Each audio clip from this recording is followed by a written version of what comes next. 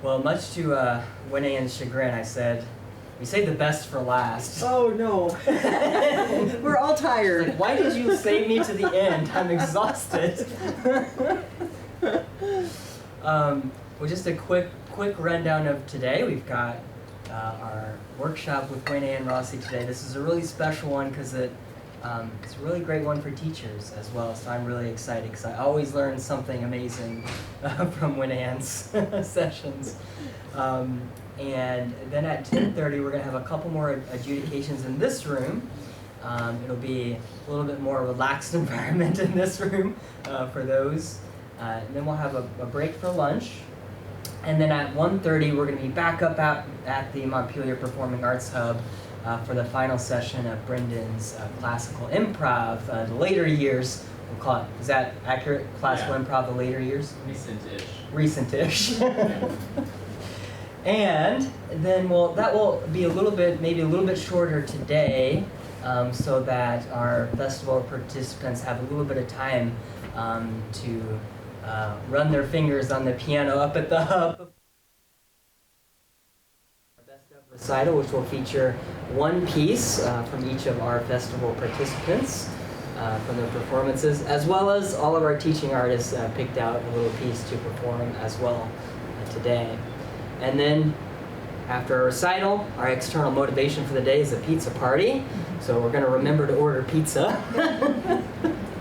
And then the really special treat tonight, our headline concert, pianist in residence Daniel Inamorato, who did our toy piano demonstration yesterday. Really excited for that one. We do have live stream link for that through Orca Media tonight. So if you have friends and family back home or around who can't come in person but would like to hear Daniel, I sent out a newsletter, but some of you probably didn't get that. I think I'll check to make sure it's added to the digital schedule so that you can go click back on our digital schedule and access the live link that way and share it with folks.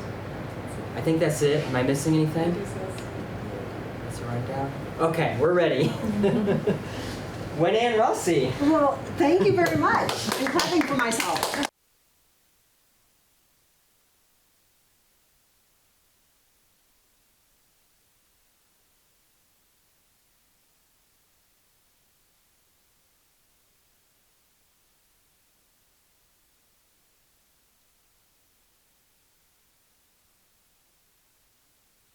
Title, Levels and Limitations of the blah. But I think I need to retitle it, Limitations Are My Superpower. Ooh.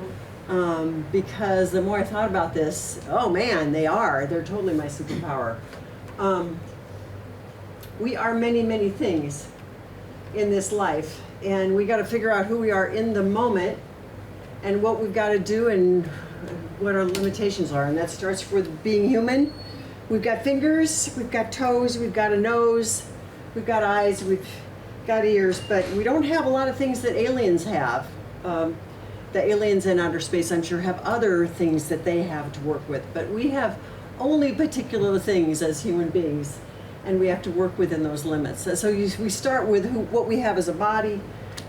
We have things that formed us in growing up that are limitations within our own experience. There are so many things that carve us out as individual human beings. And in the moment, I have found out that when I use limitations and draw in to where my box is, that's when I get the most creative. I think that the reason that some people get freeze within the creative experience is their box is too big. And I really, really experienced this as a teacher, because my main thing, other than just being a composer, my main thing in my life has been teaching others to create and compose. And so I've learned how the young brain works, how the teenage brain works, how the adult brain works. Of course, it's individual, but you got to figure out what you're working with before you can expand and find out the potential of a human being. So when I get up and I'm like, I do not have the energy to create a piano concerto this morning. And it's like, okay, I have the ability, I'm tired, I have the ability to play a note, one note. And then I'm like, one note. All right, only one note. What can I do with that? I can make it shy. I can start rumbling. Okay, now I'm starting to get going. You know, my brain starts going. Wow.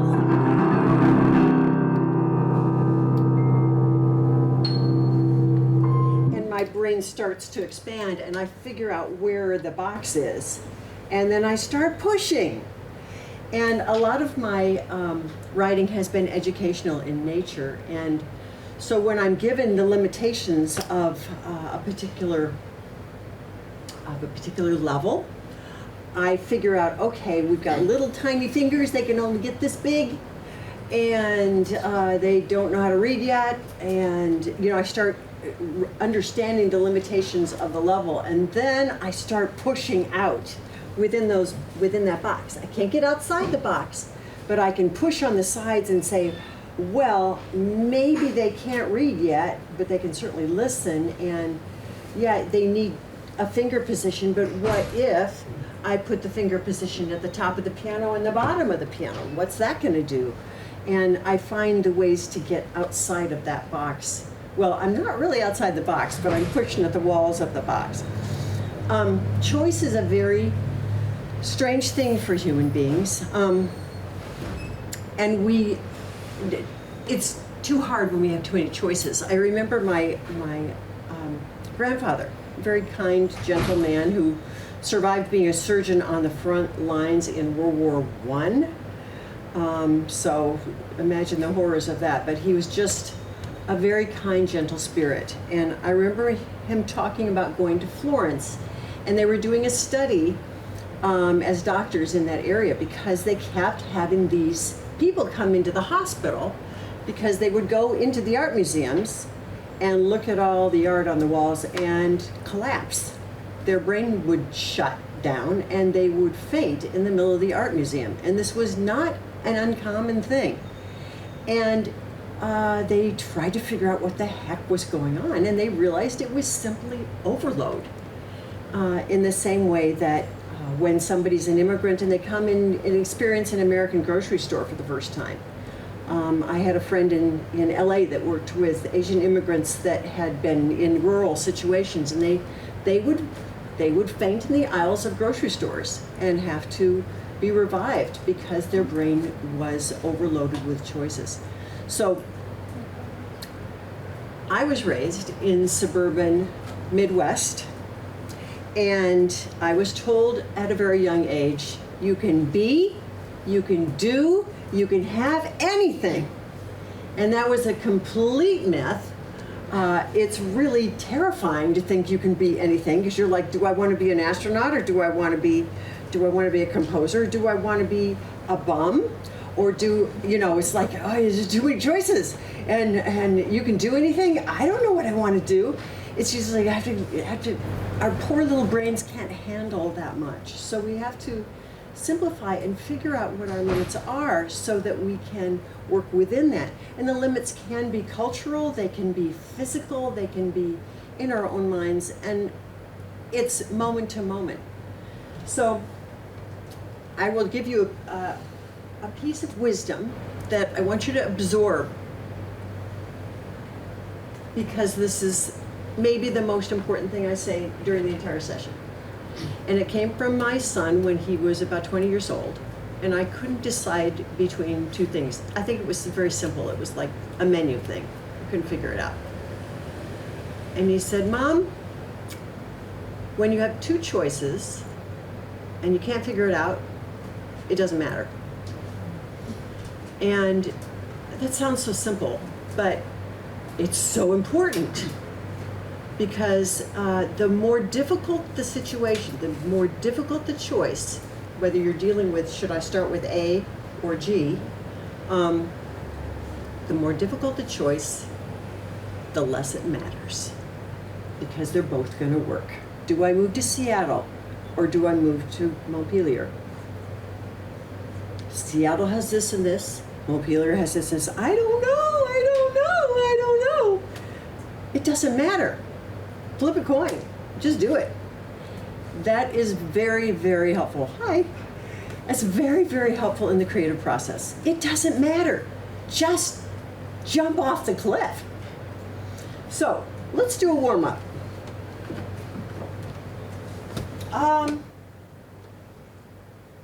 Who wants to wake up? Who's tired?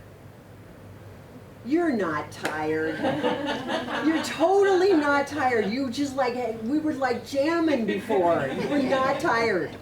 I love you as a volunteer though. Are you tired? Come on I over. was a little bit eatery. Oh, did you? Yeah. Okay, you need a little bit of stimulation. Come on up. Okay.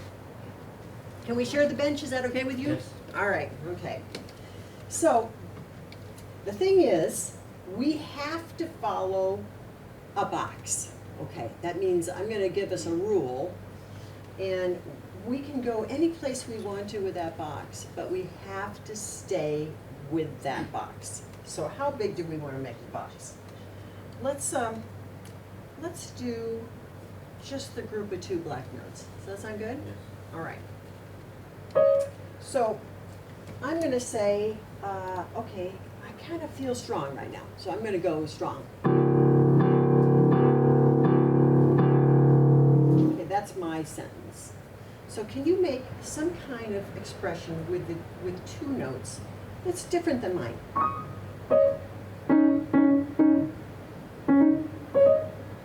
That totally sounds like a jumping bunny or something. I loved how you put the grace note in there. Okay, my turn. I'm gonna put pedal down.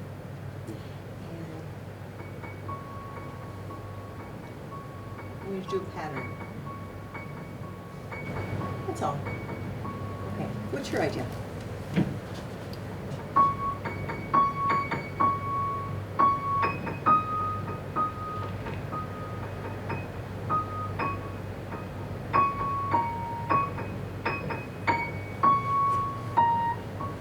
Okay, I could go with that. That's really, really pretty. And you brought it into a third note, and I'm like, this is what happens with creativity. Is you like start with this box, and then you go, I gotta have that note too. That was really pretty. Okay, I'm gonna do one. Let's see. I'm gonna use the whole piano.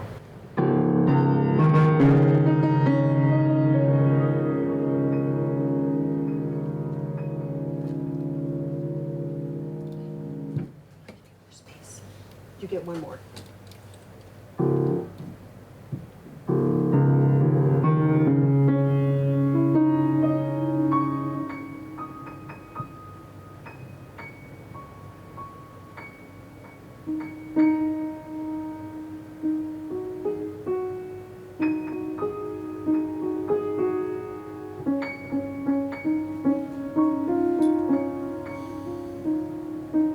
So come over and last game. Yeah.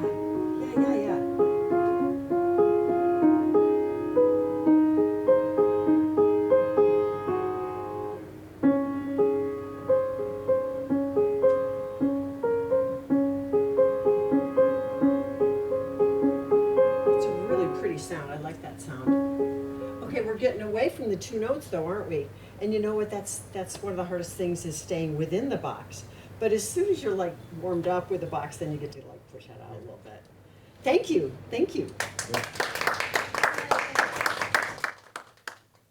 Anyway, there is no writer's block when you have a small enough box. So if you are going to the piano and you're like, I don't know what to do with my next movement, I don't know what to do with, I can't do it, then make the box smaller. Make it smaller.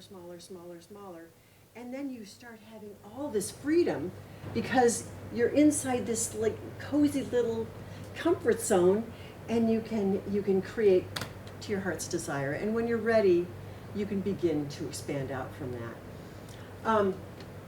I have been in educational piano for a very, very long time. I've got, I don't know, 175 publications. It's just been crazy. And I've been here for a very long time. It's been since, I think it was first published in 1990. And then I started doing residencies in 2000 with the St. Paul Chamber Orchestra for about 13 years. And I would work with band and orchestra students, going in and teaching them for the first time how to compose.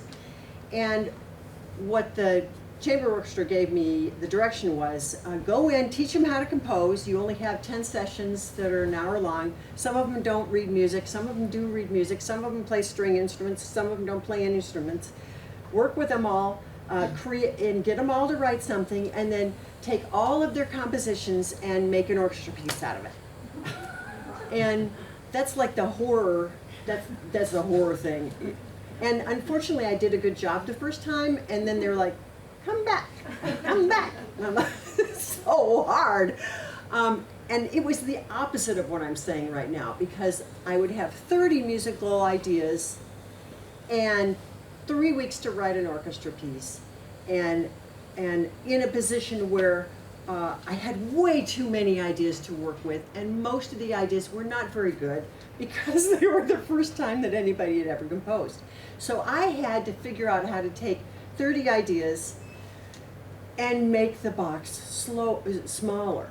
So I would lay out all the compositions, and I'd say, I'll take a whole note from that one, and I'll take this little idea and put it with this little idea, and oh, if I put these 4 ideas together, it makes a little melody. That could be the A section.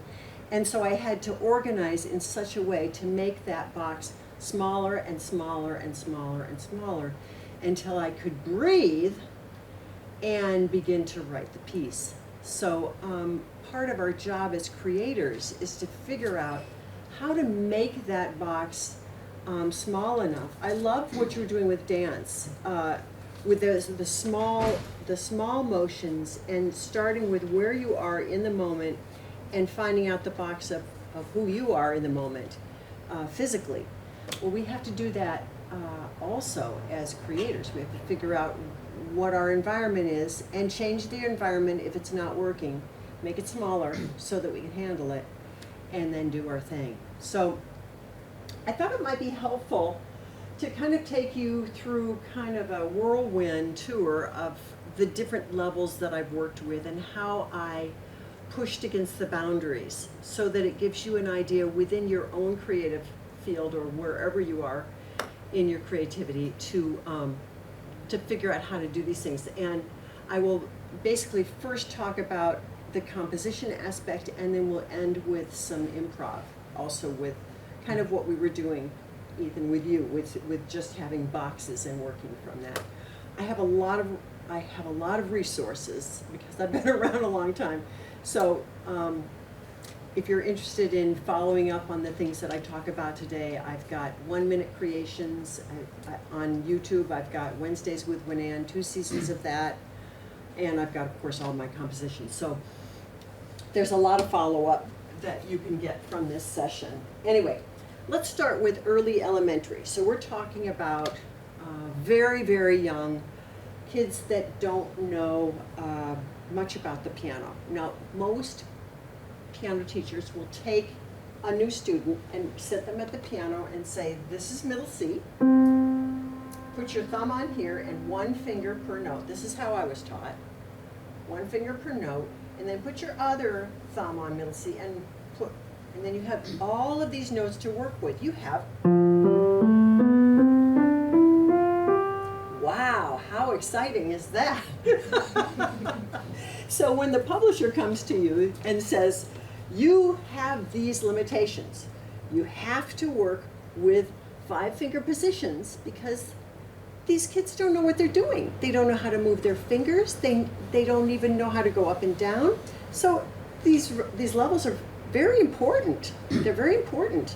But then you have to think about, how are they important? How can I break the boundaries?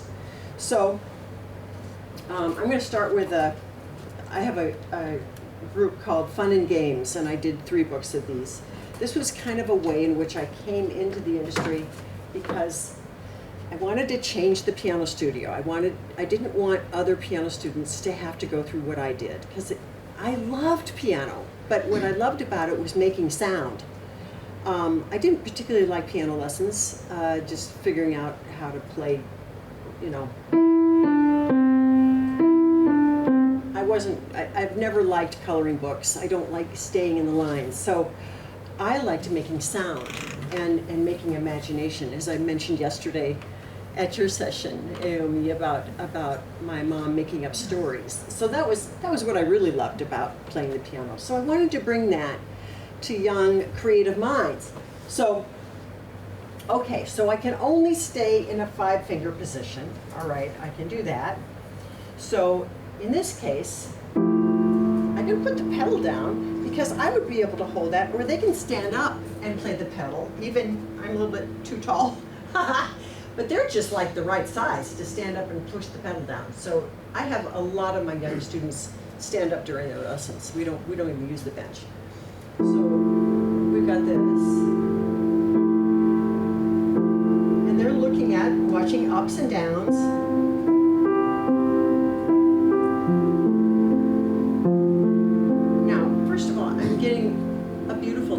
In there, right? Now I can play it again.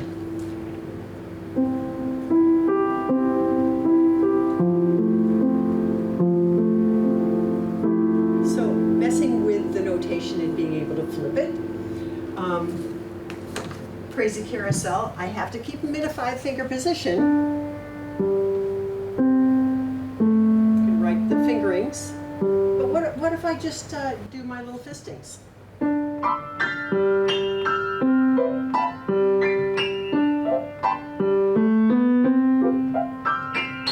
So there are ways in which to engage the young mind and use the entire piano without just, again, staying in that dang C position. I have a thing about working with their phone number. We've probably all heard about this, but taking your address or your phone number and putting it on the piano and then creating ideas from your piano, from your phone number. So mine starts with 952. 1, 2, 3, 4, 5, 6, 7, 8, 9, 5, 2. Very pretty. What can I do with that? 952, 952. Maybe I do this. And the student, 952, 952. And you start like opening up the ideas of working with these numbers, working with these, you can work with letters, A, B, C, D, E, F, G, and keep going up and figuring out little codes to put together for getting your student to examine the relationship between letters and numbers. You know, music is all about patterns and all about, putting together things that you don't expect and being creative. Another one, the 5 down here and 5 down here, I did a frog and a whippoorwill. So I've got flying in the forest is a whippoorwill. Down here, bullfrog. So making a piece that has the top and the bottom, and then you turn around and say, all right, make me a story about what can you do up here? What's it? Maybe it's a bird, maybe it's a little lizard. What would the lizard say? And the lizard might say, I am tired and I want to go to sleep. Or maybe, wiggy, wiggy, wiggy, wiggy, wiggy, wiggy, woo. There's a lot of things that the lizard might say, and then you respond. So this is a way in which you can get your student or yourself to the piano and look at this keyboard very differently than how I started. And this is how you build from the ground up a creative spirit, is you start getting them going early. I started when I was in college, I was like dreaming about what I can do with, being a composer and the ideas of going. And the further I got into it, the more it became so important to focus from the beginning up and focus on the importance of the beginnings of the creative spirit. it's too late to tell someone in college to write a fugue. It's just too late. You gotta get them earlier. You gotta get the kids engaged in their own creations way before that. Okay, so we're moving up. That was early elementary. Now we're into elementary. So again, I got, Of course we've got lyrics. You can always write lyrics, and lyrics are, I like funny lyrics. So that's always something to work with. I have a tongue twister here about spaghetti. So again, I'm going about that. But let me show you some things. Okay, every student loves crossovers. They like to play and cross over. So you're like, okay, how can I help somebody that just likes to cross over? First of all, they're kind of hard. I have to stay in a hand position. So I'm going to cross over a bunch of times, but I'm only going to cross over to an E. So when they go over, there's the E. I can spot it.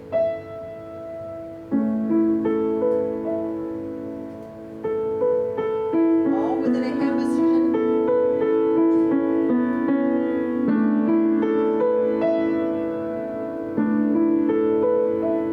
So crossovers, they can do. They can't do eighth notes, but they can do crossovers. What else can they do? They can definitely do glissandos. Students love glissandos. So what if we just do 1, 4, and 5? We can handle that in elementary.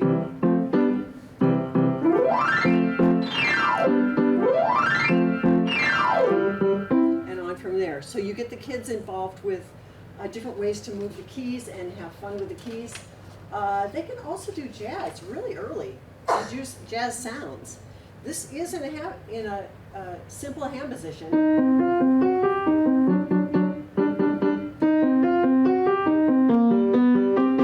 So this is working in the C position and in the middle C position. So finding those places as an educational writer also helped me understand how to teach more fully, because by realizing that I had to work within a box, I could also help the students actually work outside the box, because I was always pushing to the boundaries. I got a call in the early 2000s from Alfred, that was my publisher at the time, and they asked me to write a series on Latin sounds. Man, I wish you were around that time. I would have said, please write this with me. But there was no Latin music at the early levels. There were no Latin sounds. And man, I got to do Girl from Ipanema when I was about 9 years old. And I had a Latin jazz teacher briefly, and he was my favorite. And we got to do a lot of really awesome sounds. So they're in my head. I listened to a lot of this music growing up, but the idea of pulling this into an easier, a doable level for people was a real challenge, because you've got all these syncopations, you've got these incredible wide chords with cool sounds and awesome spirit, and there's the element of dance. So I said yes. I always say yes. It's just like that thing with the St. Paul Chamber Orchestra. I kept saying yes, and I was like, I got to tell you, just as a side, I had been doing the St. Paul Chamber Orchestra for 13 years with 3 or 4 residencies a year. And I was so tired. And I went to my husband and I said, I have decided to become a bus driver. And I am totally serious. I was like, gonna quit piano and become a bus driver. And I was looking into all the things. My husband was like, you would hate me, bus driver. And I'm like, okay, all right. But anyway, I get easily distracted. Anyway, I'm back to this. I said yes to this. And so how can I bring like amazing syncopations in when I can't even use eighth notes? Well, okay. I'm only going to do quarter notes. I can't have any changes of time signature because in the elementary level, they can't handle time. You take the measures out and they're fine, but time changes are just too hard. So I just doubled everything, and that made everything come together. It's so easy to play this.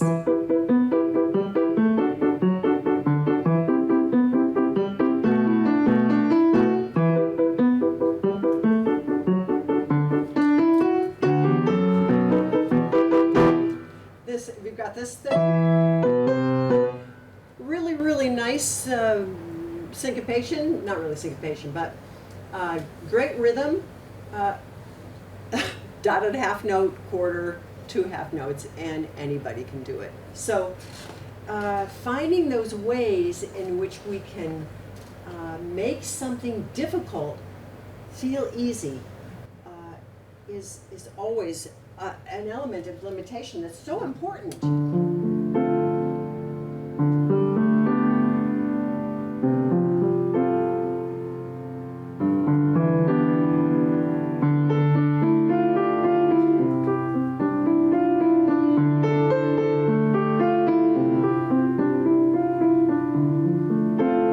Very, very, very easy to play and very, very easy to read. So you're always looking for ways to reach into young minds to make things accessible. Brenda and I were talking about a good teacher being somebody who can take something very, very complicated and making it in terms of speaking very, very easily. So we brought up counterpoint. You know, counterpoint is volumes and volumes and volumes of gobbledygook that baffles every mind. But if you explain counterpoint as 2 lines at the same time, that's pretty much it. Or 3 lines at the same time that complement or work against each other. But they gotta happen at the same time. It's a pretty easy way to look at counterpoint. So we as teachers have to make that easy for the kids so that they can do it early and not miss out on it. So, okay, so that's the elementary, you know, getting the more, you know, those beautiful sounds in the ear, getting the rhythms. If you have syncopation and just give them one syncopation to work with, all of a sudden you've got ways to do improv. So, introducing, maybe you have them do the A minor scale and try to, I need somebody up here, but if I'm going, come on up.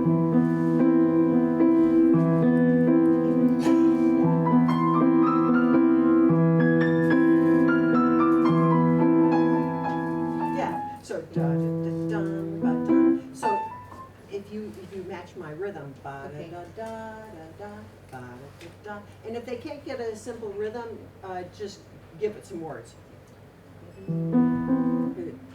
Let's go da da da da da da da. That's an easy one. Da da da da da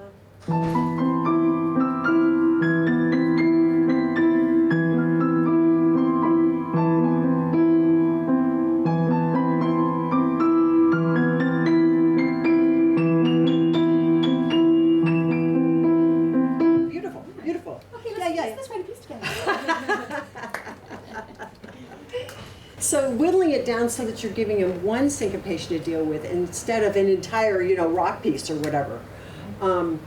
Whittling it down so that you've got one thing within that box, and all of a sudden the syncopation becomes doable, and then you branch out. You go da da da da da, and then we turn it into da da da da da da, and then we go do da da da da da da da da, and you go whoa! But after you've done a few of them, you start getting to that place, and then of course the students always break the rules, and they're doing their thing, and then all of a sudden they're doing a new syncopation. You've got a great improv going, but. Always start with a seed. Always bring it down to a seed, so that the brain feels comfortable and cozy. I work with a lot of the little kids, the like 7 and 8 year olds. like you're older than that, but you are very, very comfortable with improv. Sometimes at your age, a little bit older. Lisa's a little bit older. I don't know how much improv you've done, but I'm guessing that you're a little bit more reserved about improvising. Maybe not, but most middle school, high school, they start having a lot of fear. And so I always do original compositions with my students. We do every third recital, it's all original compositions. And they've been doing it since the beginning, so they're not afraid of it. But if I have a transfer student in that's like maybe, I don't know, 13, 14 years old, they are terrified. So what you have to do is you have to just make that box really small and say, okay, you're new to this, so we're going to have a rule that all you can do is, if they need it, sometimes they don't need it, but in your case, we're going to do a black note composition. So I want to see what you can do with black notes. And that gets them a little bit more comfortable. And if they can't handle the black notes, then you say, let's just do C, let's do a C composition and show everybody else what can be done with one note.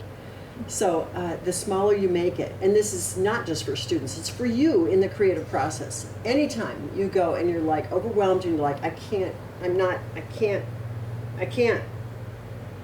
you just have to be kind to yourself and make that box smaller and more cozy. Think of like pulling a blanket around yourself and say, it's okay to just play one note.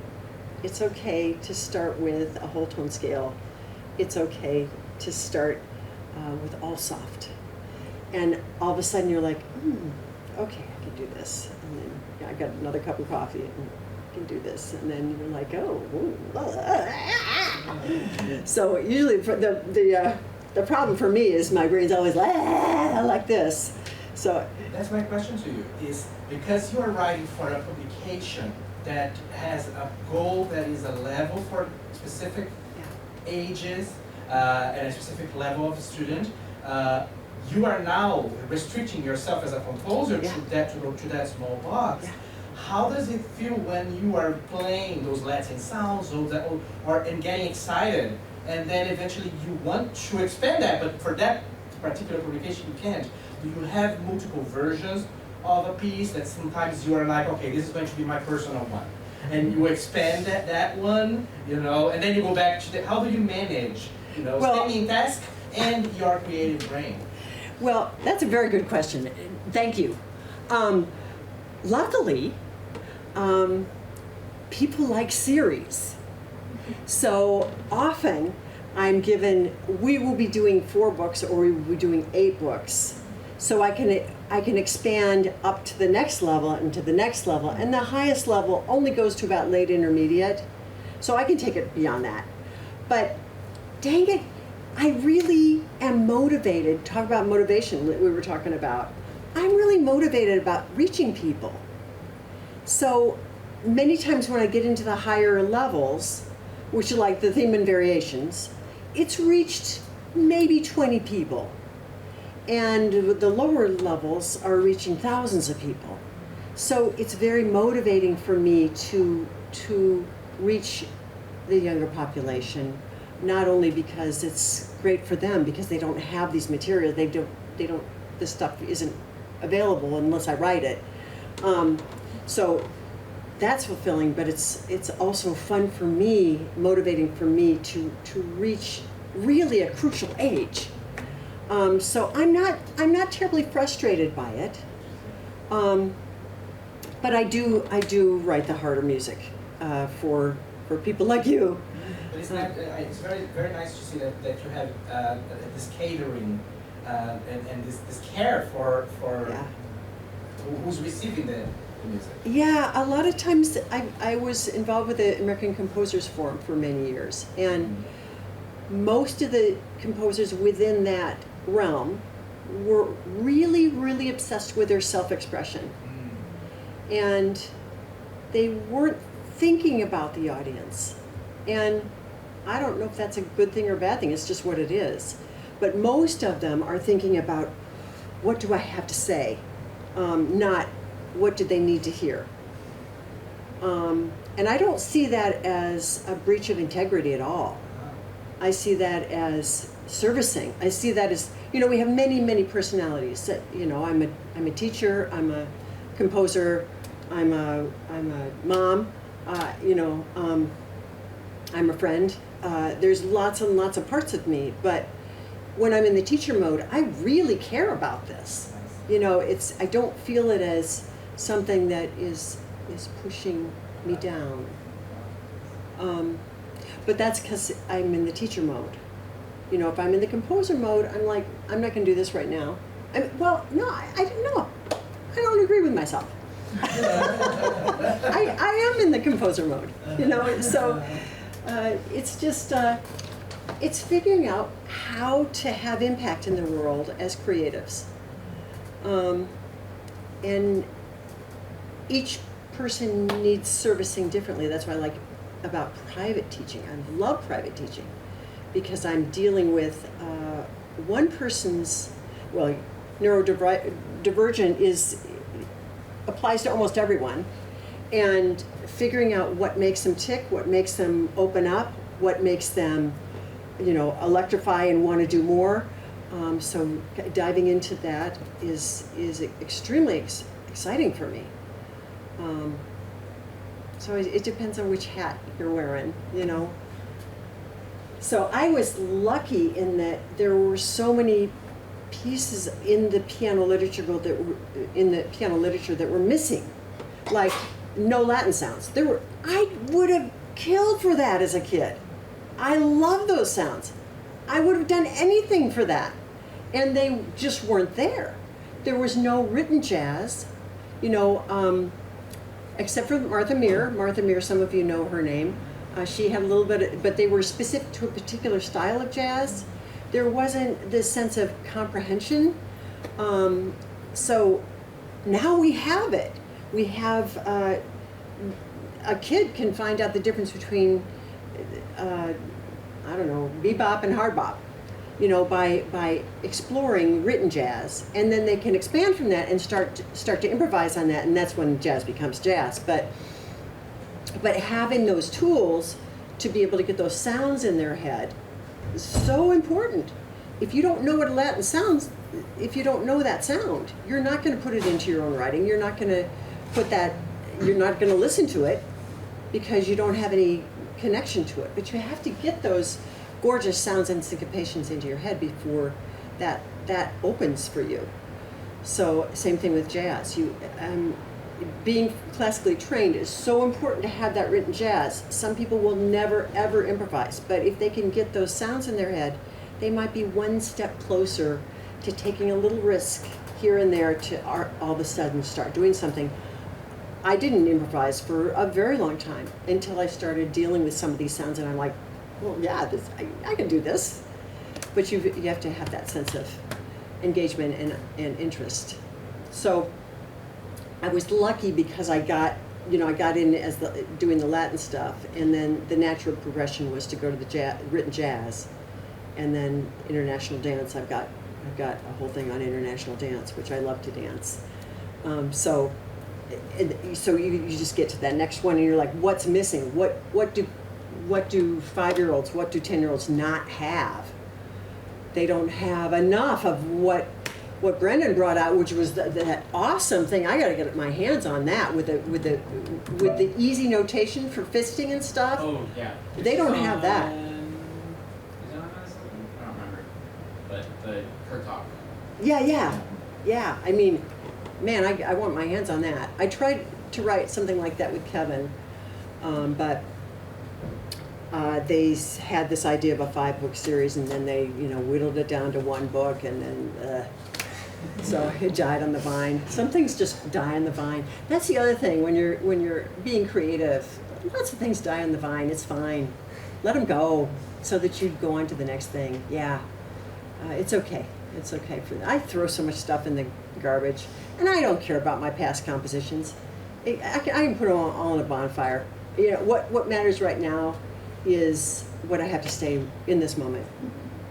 And And as soon as I'm done working on a project like this, it's not mine anymore. It belongs to whoever picks it up and plays it. It's not mine. So if you ever use my materials, don't feel like you have to stick with what's on the page. It doesn't matter. What matters is messing around with it and being enlivened with your own musical ownership and your students owning that piece and taking it on as them. Not, I have nothing to do with it. So yeah, so I let go of my past projects. So should we? Do you want to talk about anything about leveling before I start talking about a little bit of improv exercises with the extra time that we have? I can pass some of these around just so you can see the different leveling that runs through these things. I have a question / comment. Yeah. As someone who knows a lot of the little boxes, like I have a knowledge of so many boxes, that in itself can be overwhelming. Oh yeah. And so, like relying on my social network to help me with deciding. Have a box written on each side of a dice, right, and flip a dice, right? So a couple different ways you can sort of limit your own choices. Or I could reach out to Ayumi on our online community and say, hey, give me a box today because I have too many boxes to choose from. So I'm just wondering if you have like any other ideas, like how do you? Well, I always come back to that thing that my son said, which when you have 2 choices or 14 choices and you don't know which one to pick, it doesn't matter. So the best way to handle that is a dice. You know, honestly, it's just really like a coin. You know. We need like giant musical coins. Yeah, Let's talk. exactly. Create some fun chance operations. Chance is great, and I love what you said about reaching out to a friend, because we do have what's called mirror neurons that are the most powerful form of learning is when you are in front of someone and they are doing it and you watch and you see your body doing the thing their body is doing, right? And so by mimicking or by being around people, you can actually change your state of being and your stimulus, right? And so sometimes if you are alone and you don't know what to do, go out in public, go see people or meet a friend that does the same thing, right? And say, can you just practice in front of me because I need to just watch something happening. And your body's going to readjust itself. I love that. And I also think improv is not supposed to be solo. Yep. It's really not supposed It's to communication, be solo. right? It's very much. You hear those musicians on at the concert. It's crazy how much conversation is happening. Yeah. And when I teach, I'm sitting next to him on the bench for probably half the lesson. So I am constantly interacting, which is what makes the job fun. You know, if you're not. So yeah, I love that idea. So improv, you know, either with your students or with your friends. We talked about the importance of, I'll just whatever. That with jazz, you need 3 hands because you need a bass line, you need chords, and you need improv. So and we don't have 3 hands, so we have to have somebody with us to do the third one. And if you're having to do it by yourself, then you have to like, okay, I'll do the bass line.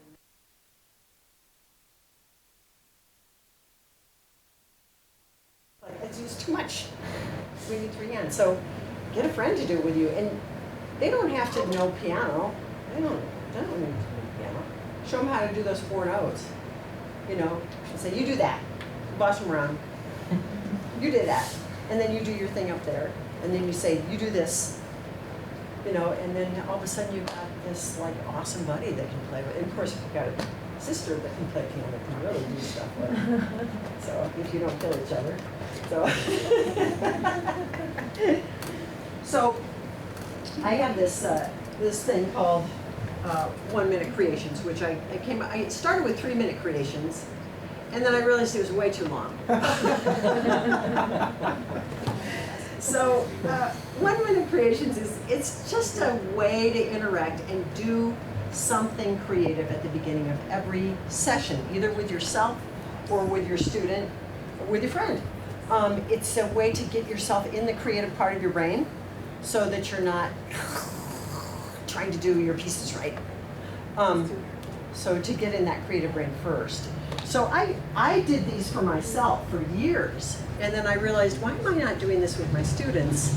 So we start at the beginning of every lesson with a 1-minute creation. And that can be, let's just try a few. This is not reserved for students. Can be adults that are a little bit nervous, but if you're nervous about doing this, that's who I want up here. So is anybody kind of scared to improvise? He's never scared of improvisation. If nobody says yes, because I know you're not afraid of it. Say yes if you're scared. You can say yes if you're scared. Yeah. I want somebody who's a little nervous. I'm like super nervous. Are you super? I'm super nervous. Come on up here. It's scary. Yeah. This is. I promise this is fun. Okay. And I reiterate, the reason I'm a composer is because my mom messed up. Yeah, that was so Freudian. That's the truth. It might be true. It's on camera. Oh no! But the reason I am is because she used the piano as a play tool. She didn't play the piano. She was terrible at piano. I tried to teach her one time and it was hard. Anyway, so it's about using the piano as a play tool. So come on over. So do you play any piano? I used to, so as a kid I spent 7 years learning, but then I stopped and I couldn't start. So my style was like old piano, making sound. Well, she said her style was all over the piano making sound. That's what I do all the time. Yeah. So you want to start with Bach's. You want to start with the limitation. So I have, there are lots of different scales and modes that we can work with. One of the favorite ones for Halloween is the whole tone scale. I tell my students is 3 plus 3. So it's 3 black notes against 3 white notes, which is C, D, E, and then the group of 3. So you got it. So we're going to do, can somebody time us with a minute? Can somebody just time us with a minute? Because this is what I would do in the lesson. So I just gave her the whole tone scale. I'm going to throw my pedal down, and we're going to do a haunted house for 1 minute. Does that sound good? Yeah. Okay. Tell me when to start. Go. All right. I'm going to start.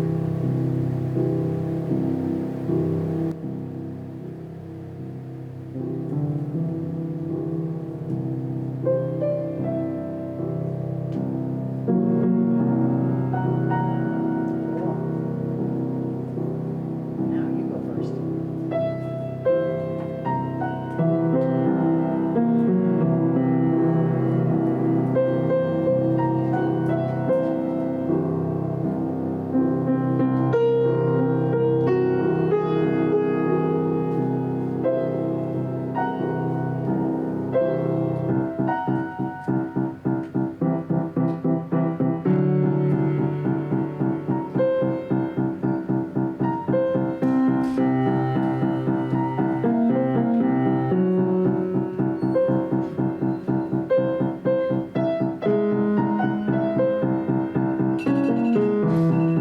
Oh, dang!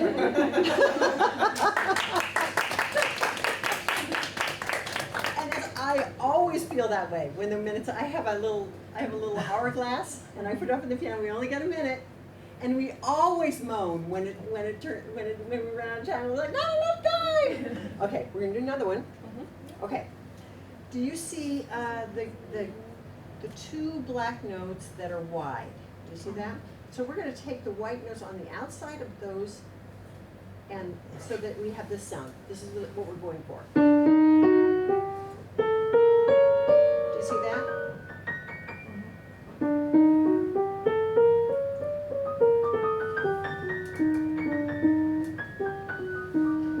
Now you have to do all those notes. Yeah. You can just do one note or two notes. Those are really good notes. Yeah. You good? Okay, now we are going for, we're going to the Sahara Desert. We're riding camels. I see that. Do you see that? Okay, all right. Oh, give me the minute. Let's go. Okay, good.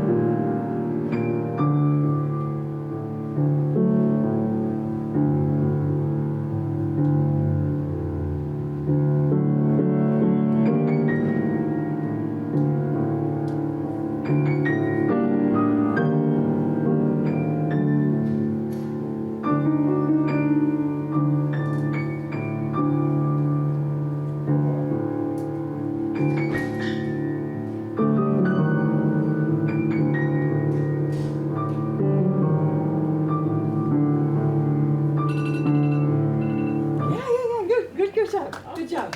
Okay. So we're dealing with little modes that we're working with within.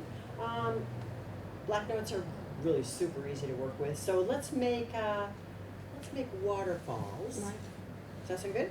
Okay. With the black notes. Okay. And In black notes. So probably falling. Mhm. Fall. yeah. So yeah.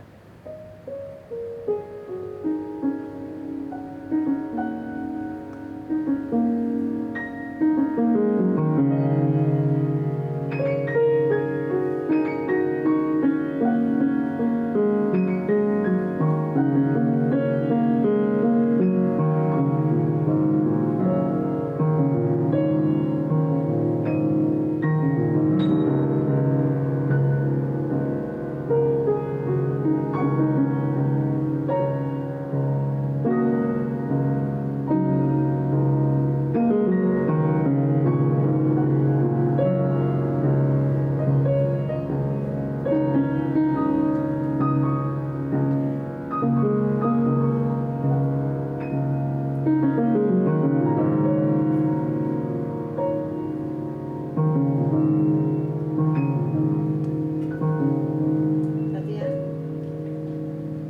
Yeah, we need more time on that one. Did you feel like I kind of need a little bit more time? Yeah, I was. We were just less kind of structured, warming. Why the Yeah, box like that? yeah. We were getting, It was yeah. a big box. There's a big box. It's a big Oh, box. thank you so much.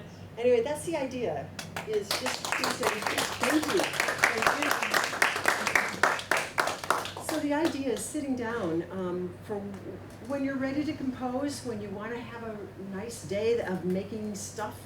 Maybe you're going off to work and you just need to like loosen your brain a little bit. Take a minute, turn the timer on, give yourself a box and see where it takes you. Sometimes different ages require different kind of things for the imagination. Little kids love animals, so if you can teach so many things about legato, staccato, drama, make me a kitty cat meow, make me a lion roar, and get them, on the keys because you're not going to break them. The difference between a snake and what's a hopper? A frog. Making different stories within those animals, changing. Now you're a frog. Now you're a bunny. Now you're an owl. Now, messing with them that way. They love weather. Rainstorms are amazing for teaching patterns. We talk about rain is random when it falls. There's no pattern to rain. But if you do a pattern,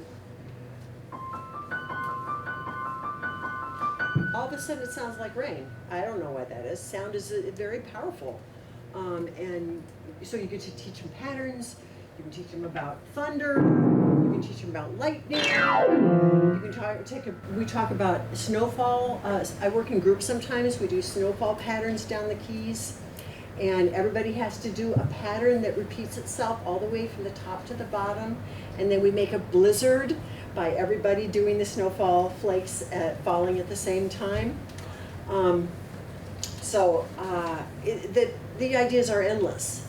But the point being, the creative process needs those limitations, needs those boxes in order for us to push against them, to find out the possibilities within that box, and then you expand, and it's like, goes to outer space. So, any other questions about this? I have no idea what time it is. Is this about time? I don't know. 10:15. 10:15. Yeah. Got a few minutes for questions.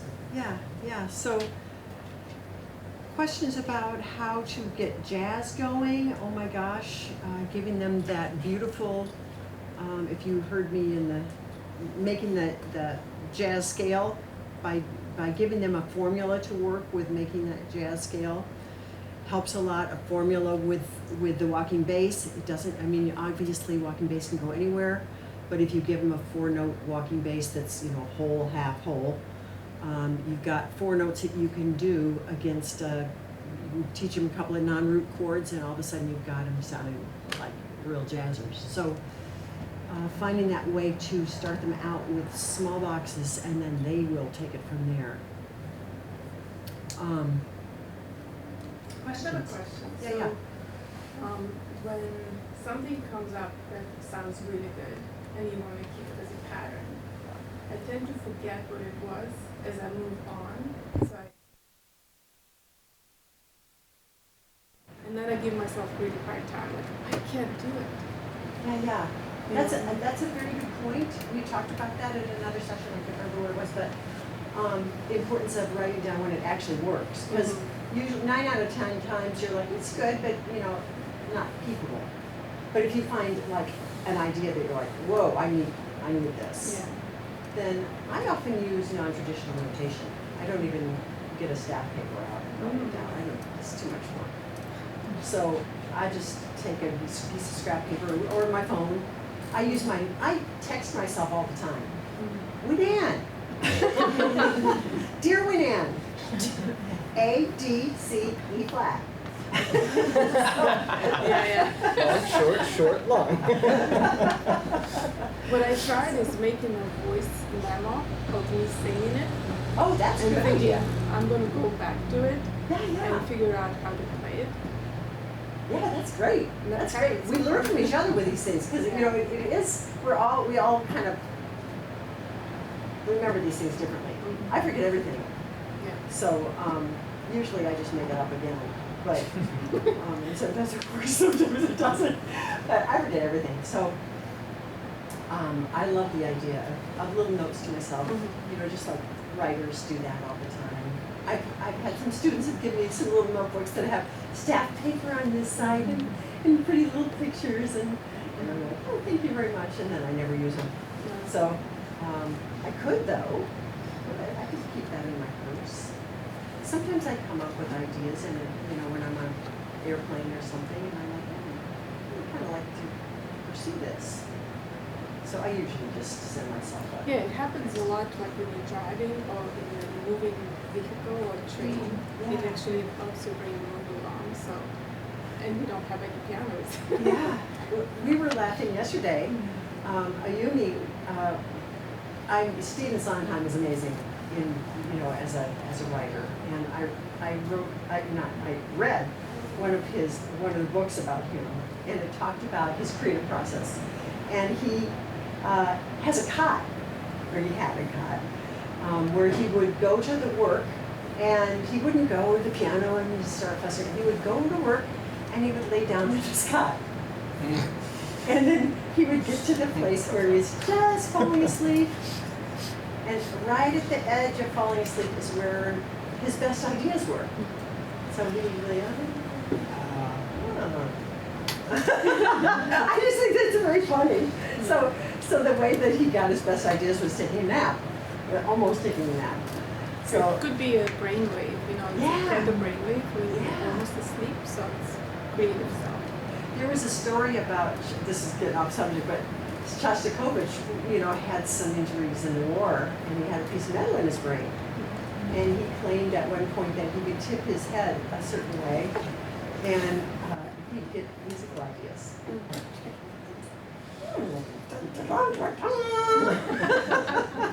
And then you tip this way, and you're like, Slower. Oh my god. So good. Yeah. So good. I think they call that PTSD. that's what it is. Anyway, that's it for just okay. As a final thing, I want you all to say out loud, limitations are my superpower. Limitations are my superpower. And it is true.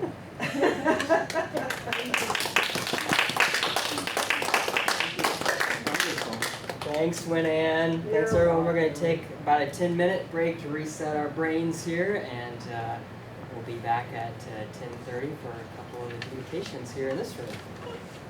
Sounds good. And Did everybody see the books? Wynn-Anne, Martha, and Brendan, let's probably really This quickly, one. like right Sorry. forward. Okay, all right.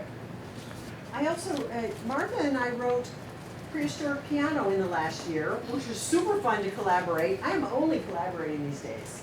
I just don't even, yeah, I'm only interested. So if anybody wants to see that, I'll put that up here. Oh too. yeah. And to get your books and Martha's books, Martha, I have the.